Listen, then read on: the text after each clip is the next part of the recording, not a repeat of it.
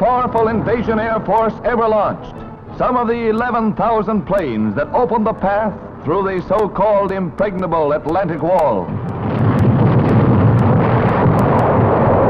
Between Le Havre and Cherbourg in Normandy, the Allied lightning strikes.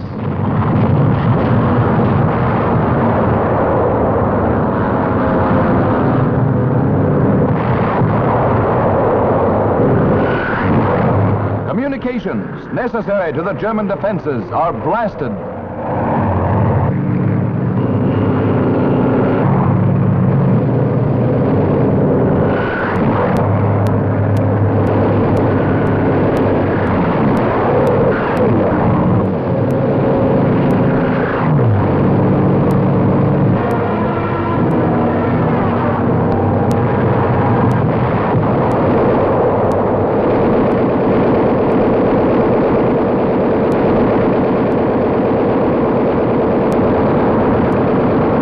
And now, back in England, a 50-mile-long air train gets underway. Yank paratroopers receive last-minute instructions before taking off for the invasion coast 100 miles across the English Channel. These are the heroes who established first contact with the enemy. As the transports take off, General Brereton wishes them Godspeed.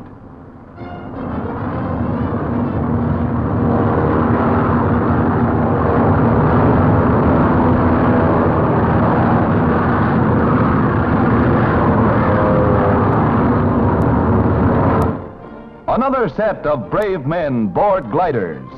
Zebra stripings mark all Allied aircraft as invasion equipment. And at another English field, one of the many from which the terrific Allied power set out, British troops are glider-borne to the flaming coast of France.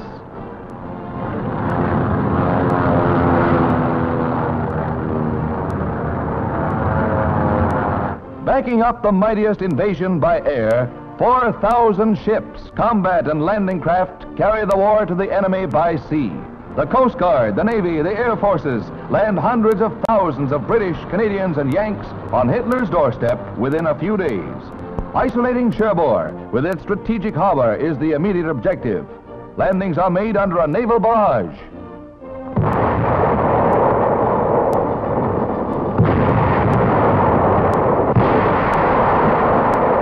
President Roosevelt said, "Let our hearts be stout." And later, Germany is the first on the list for destruction. These troops, bucking the choppy seas in the Channel, heeded his words.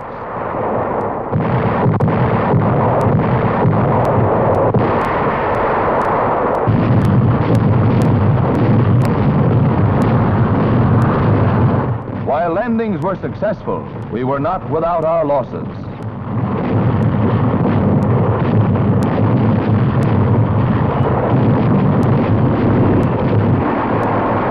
Shock troops move in for the beach assault.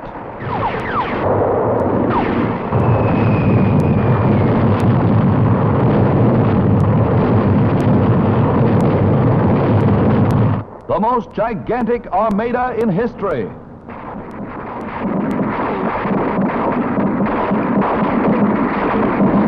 Each hour, and the enemy's hedgehog defenses are ahead. This is the supreme moment of invasion. This is frontal assault on an entrenched enemy.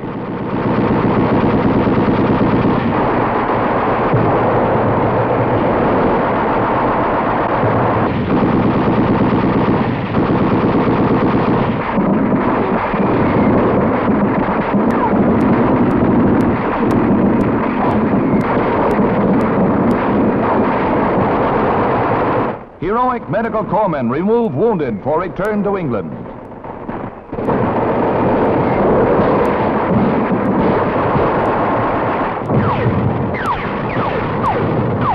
Some landing craft are stranded on sandbars, and a tank founders. The first batch of Nazi prisoners, the Supermen who believed their West Wall impregnable, and a Frenchman to whom the stars and stripes spell liberty. He's waited a long time for this. What he says wouldn't pass the censor.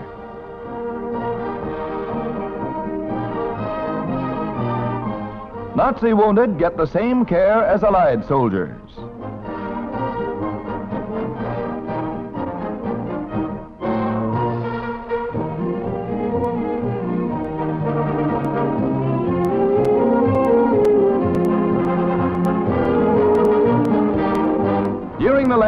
the merciless pounding of the entire invasion area continues.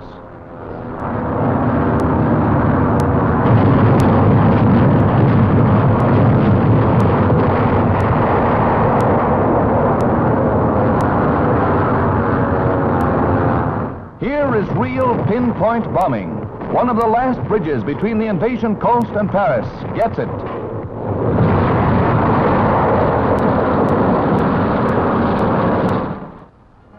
When the beachhead is established, heavier equipment is moved in. Reinforcements for those heroes who are bringing liberation to the people of Europe.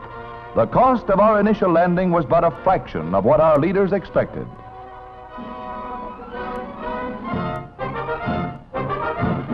More than 10,000 German prisoners were captured in the first few days of the battle. And we know one Hun who's not going to peddle any more Nazi philosophy.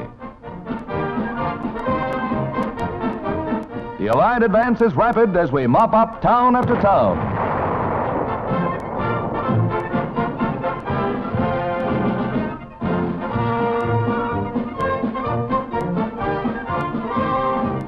Those not seriously wounded are questioned on the spot by their captors.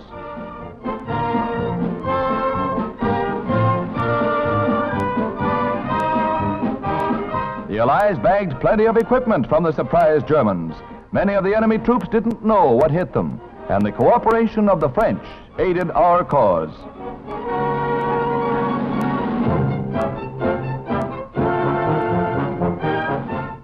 Some Yank will have a nice doormat when he gets back home.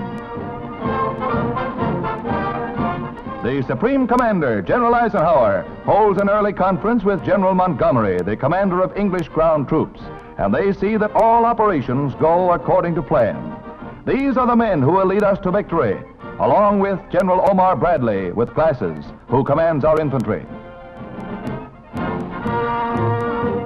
The cost of our first landing was low, but many wounded are returned to English ports, men injured in that first assault. Let these pictures remind us that there's still a long road ahead to Berlin. The bond you buy in this 5th War Loan Drive can help men like these on the path to victory. Now it's your turn. Buy that extra bond today.